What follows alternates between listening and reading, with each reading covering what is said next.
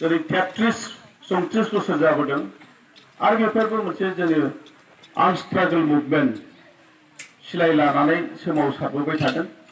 थिग बेबादिनो एबसुनि मुभमेन्ट इन्डिभिडुवेल मुभमेन्ट बे मुभमेन्टआ जाबोबाय थादों आरो बे मुभमेन्ट नङामोनब्ला माब्लाबाबो बर'फ्रा माबा मोनसे सुक्ति जागोन बेखौ जों बुंनो हायामोन आरो जाखानाय नंखामोन। दा बेखौ लानानै जे जोङो दुलाराय बर' फरायसा आफाद एनडिपि प्रग्रेसिभ बा जयेन्ट एक्सन कमिटि जों गोबां मुभमेन्ट खालामबोदों लोगोसे जयैनो जिहेतु बर'नि समस्याखौ समाधान खालामनांगौब्ला जों ज' थांनानै जे मुभमेन्ट खालामाब्ला जोंनि बर'नि समस्याखौ समाधान खालामनो हाया होननानै जोङो जयैनो मुभमेन्ट खालामनानै दाख्लै थांनाय 27 तारिखआव जिहेतु जोंजों बा बर'फोरजों बा बर'फोरनि इस्यु मोनसे बिटिआर एकर्ड जादों। बे एकर्डआ बुंनो थाङोब्ला बिराद मोजां मोनसे एकर्ड। बे एकर्डनि सिंनि माबाफोरखौ जों नायनानै जुदि फुरा जुदि बुजियोब्ला माने बे एकर्डआ बिराद मोनसे मोजां आरो बे एकर्डआ बे लासैनो थांनानै सेपारेट स्टेटनि मोनसे लाइननि मोनसे एकर्ड।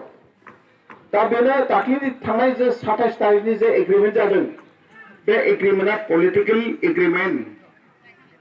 पलिटिकेल एग्रिमेन्ट होनोब्ला गासैबो समस्त जोंनि हा हुनिफ्राय गासिबो थांनानै थानाय बेबस्था बेयाव थाजोबो।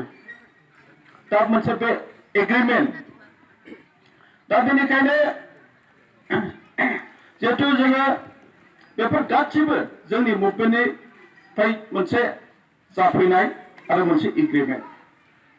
जेनेबा जोङो नेशनेल डेमोक्रेटिक फ्रन्ट अफ बड'लेण्डआ 2005 आव जों सिजफायार जाबाय भारत सरकारजों जोङो दिनै नंगौमोन जोङो हाजारसे माने गुबुन गुबुन जायगायाव थानानै जोंनि थांखिया बेनो जे बर'फोरनि माबा मोनसे पलिटिकेल एग्रिमेन्टनि थाखाय जों नांगौबाय थादोंमोन।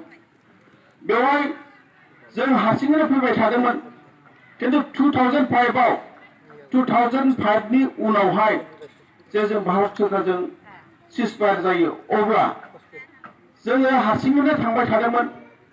बेनिफ्राय बेवहाय मा जाखो दा भारत सरकारा सानसेखालि मोनसे थकआव जोङो गभर्नमेन्टजों जों थक जादोंमोन। बे समाव ओरैबायदि बुंदों जेरैखि जाया जे नोंसोर बर'फ्रा बड'लेण्ड बा बड'लेण्ड नांगौब्ला नोंसोर इनक्लुसिभ नोंसोरनि गेजेराव खौसे जा बे खोथाखौ बुंदों। बेनिफ्राय जोंनि गेजेराव दुलाराय बर' फरायसा आफादजों एनडिएफबिजों माने बांद्राय सोमोन्दो गैयामोन। बेनिफ्राय जों सिन्था खालामनो हाबाय जे जोङो खौसे जानांगौ। खौसे जायाब्ला माब्लाबाबो बर'नि समस्या समाधान जानाय नङा होननानै दुलाराय बर' फरायसा आफादनि आगोलनि जे प्रमद बर' बिथां दानि इउपिपिएलनि आफादगिरि बिथाङा इनिशिएटिभ लानायाव जों जयैनो खौसे जालायलायनानै जोङो बे मुभमेन्ट खालामबोनानै नैबे बिटिआरआ एकर्ड जादों। दा बे एकर्डआ ओरैबायदि मोनसे जिहेतु माखासे जे जोंहा दहाय सेक्रेटारि बिथाङा बुंलांखाबाय लाब्ला मा जागोन लायाब्ला मा जागोन बेबादि मोनसे परिस्थितिबो फैदों। सोरबा जोंनि गेजेराव बे एकर्डखौ ओरैबायदि मोनसे खालामदों जिहेतु माने बेबायदि समसिम जों एकर्डबो जाहैनाय नङामोन खोमा बेबायदि मोनसे अबस्था फैदों। किन्तु बेवहाय भारत सरकारजों सानसेखालि रायलायनायाव भारत सरकारा ओरैबायदि बुंदों जे नोंथांमोनहा जे गासैबो नोंथांमोनाथ' गासिबो बड'लेण्ड बा बड'लेण्ड नांगौ गासिबो दल संगठननो अब्ला नोंसोर ज' जादो। दा जोंना थालायबाय नै हाग्रायाव सावरायग्राया आरो जोंना थालायबाय नै जोंहा धीरेनाबो गावलांलायबाय आरो बिनिफ्राय जोंहा रन्जन नाब्ला दङ जाहैबाय। किन्तु जों रन्जन नाब्लाजों जों माने एखे लोगोजों सावरायबोबाय थादोंमोन।